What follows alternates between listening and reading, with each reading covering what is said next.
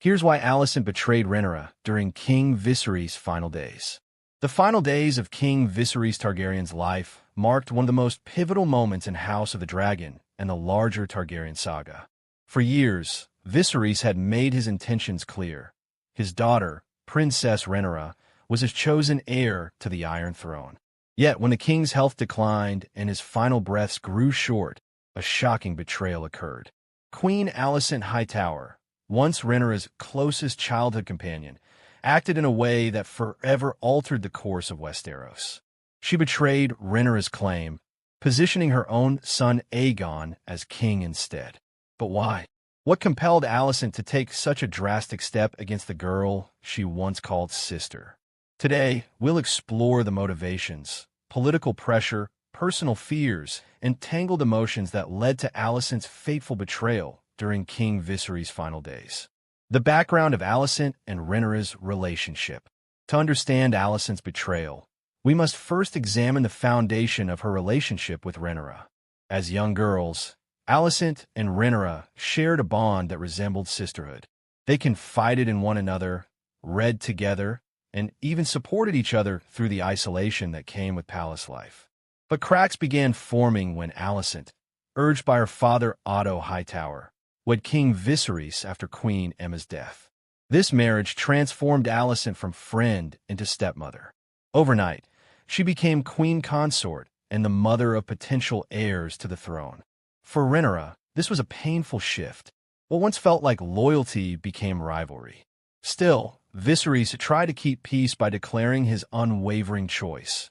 Rhaenyra would inherit the Iron Throne. Yet, as time passed, resentment, jealousy, and fear drove a wedge between the women. By the final days of Viserys' life, that bond of childhood friendship had long since eroded into cold political opposition.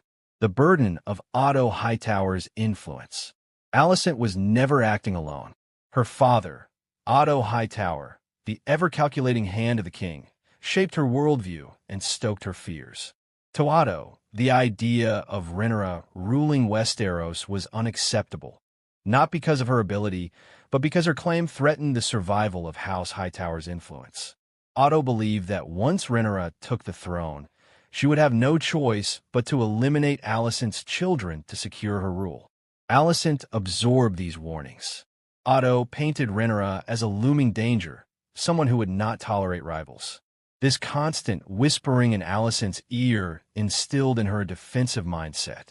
By the time Viserys was on his deathbed, Alicent had been conditioned to see Rhaenyra not as a rightful queen, but as an existential threat to her family's very survival. The weight of motherhood. Another layer in Alicent's decision was her role as a mother. Alicent loved her children, Aegon, Helaena, Aemond, and Daeron, and believed she had a sacred duty to protect them. In her eyes, this duty went beyond the personal. It extended into the political. If Rhaenyra became queen, what would happen to Aegon? To Aemond, who bore the scar of his fight with Viserys?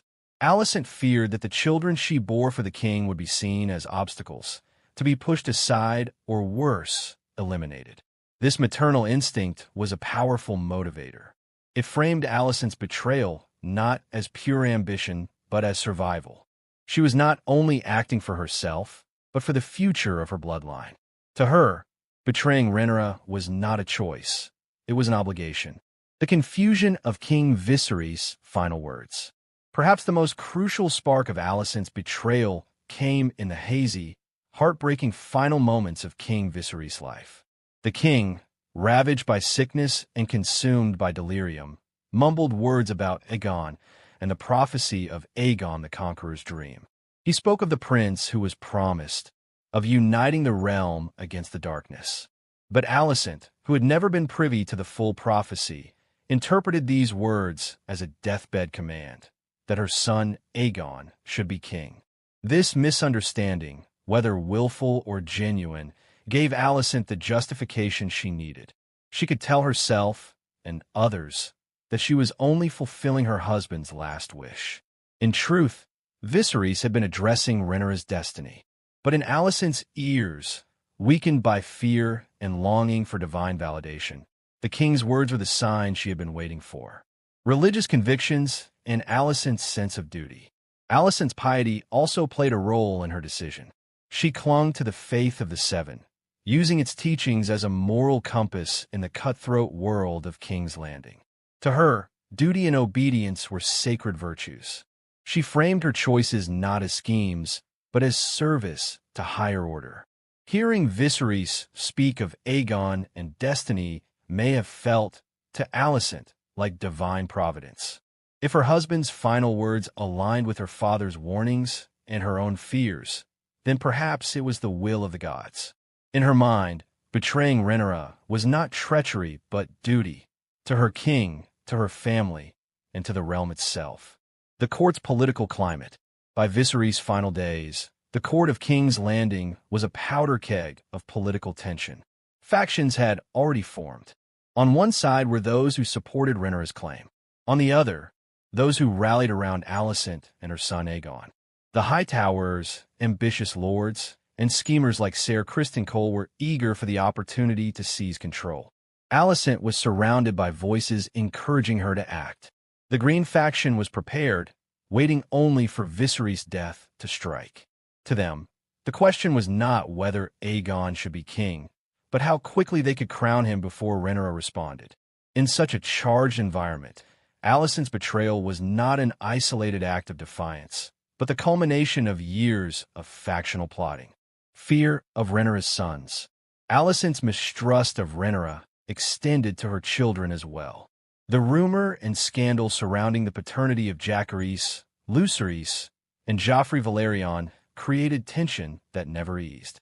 To Alicent, these boys, bastards or not, represented the future power of House Targaryen under Rhaenyra's reign. That future did not include her own children.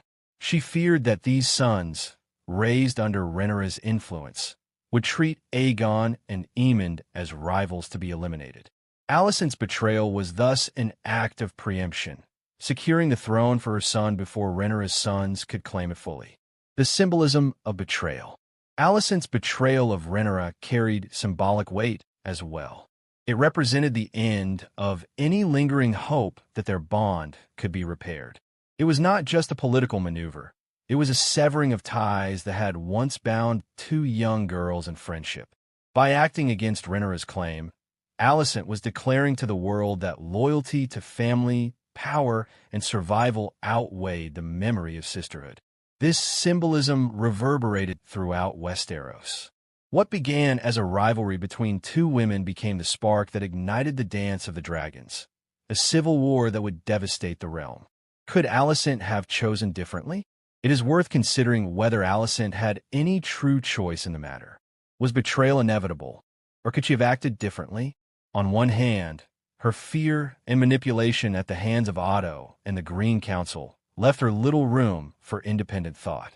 On the other, Alicent was queen with the power to resist.